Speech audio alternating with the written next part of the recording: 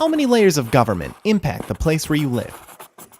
You might guess 4: federal, state, county, and city. But wait, did you remember the school district? Maybe you're in a rural township or a village. In the United States, there are almost 90,000 local governments. This includes general-purpose local governments such as cities or counties, and special-purpose local governments like school districts. That means there are hundreds of thousands of elected officials making millions of policy decisions and administering countless public services. You might wonder if this overlapping and fragmented system is good or bad. Well, there are several schools of thought. Some argue that the fragmentation encourages competition between governments. A fragmented local system means more choice for residents, who may vote with their feet to select a jurisdiction that meets their preference of tax burden and service level. Others think the complicated system makes it harder for taxpayers to hold government officials accountable. As a result, there may be greater government spending and inefficiency. This complexity makes it difficult to understand local issues. One way to untangle things is through spatial thinking.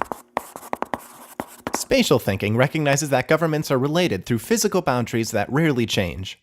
This tool uses maps to analyze an issue and how it relates to nearby government bodies through its specific location. While professionals might use computer software, spatial thinking can be done with nothing more than a pen and paper. For an example, let's consider Robert, a nonprofit manager. His organization is looking for a location for their new service center in Washtenaw County, Michigan.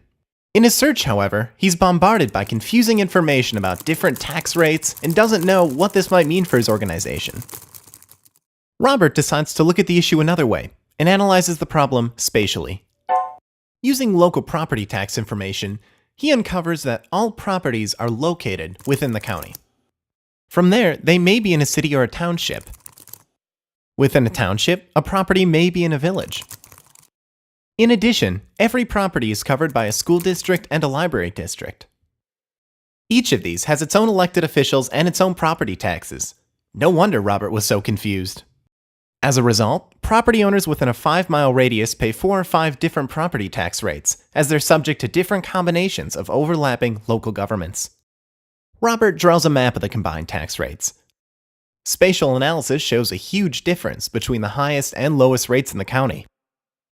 Armed with this information, he can select the area that best suits the budgetary and service needs of his organization.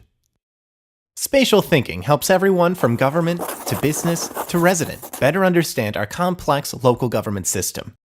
Many times, full understanding of an issue may not be clear simply by looking at the numbers. By considering information in a spatial way, public affairs officials open themselves up to a whole new level of insight. For more information on spatial analysis, check out the Hubert Project, www.hubertproject.org.